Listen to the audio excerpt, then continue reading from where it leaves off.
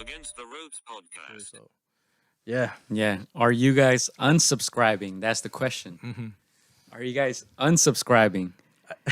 They already were not putting on that many shows, and then we just heard today that another show is perhaps scratched maybe this year. I know they're talking about late December, but we'll see if that happens. Yeah. So I know Anthony Joshua's coming up too at the end of the year, but I mean, all I've heard from people who have the DAZN subscription is that, hey, they're on the border. Everybody wants to unsubscribe if they haven't already. Yeah. So unsubscribing and having to pay $20 for a fight that you want to watch. I mean, how are you going to entice, boxing fans? Obviously you still have Ryan, you still have Virgil Ortiz. If you're Golden Boy, you still have, if you're Eddie Hearn, you still have Anthony Joshua, right? Yeah. Devin Haney's on DAZN.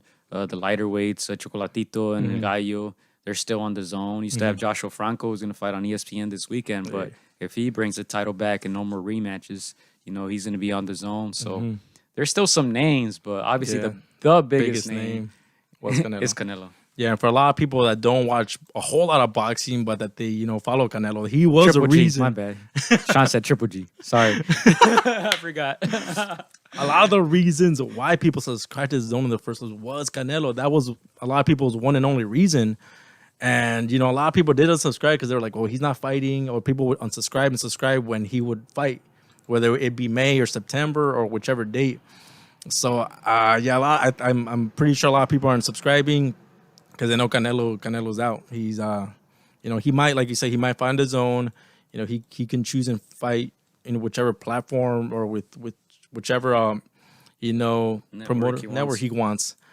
But, a lot of people will unsubscribe if they hadn't already.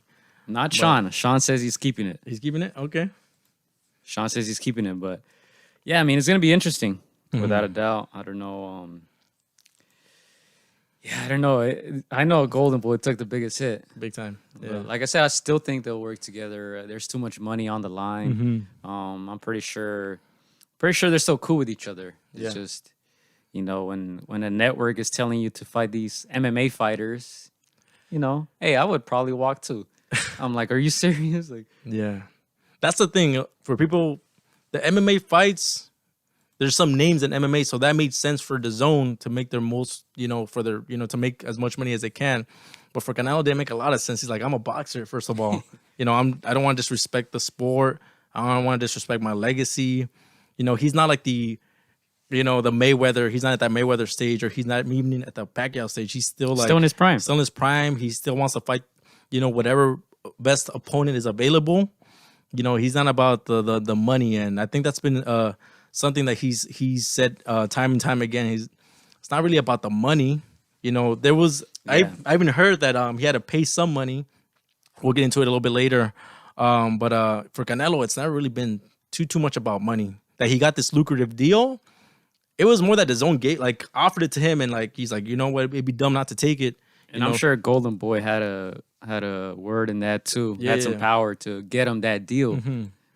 Because there was even talks where they were talking with Canelo, like, you know what, they're only gonna pay this subscription, which at first it was like a free trial, and then it was like $9.99, then $19.99. It was still very affordable for the fans.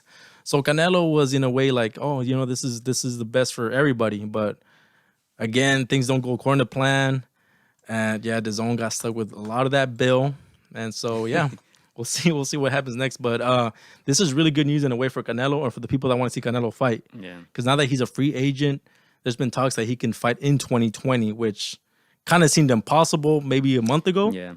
Because it takes about 2 months to really prepare for a fight. He's saying late December. This is 7 weeks out, not even 2 months. But it looks like he's ready to go, and we'll see what happens. But What do you think, Gio? Do you think it was?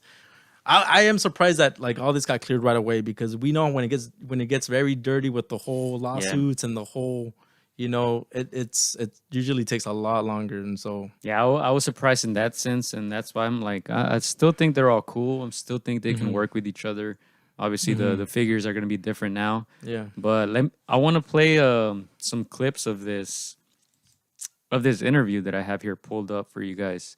This is Canelo talking with Box Azteca, I believe. And let's see, they asked him about this. This was a couple days ago.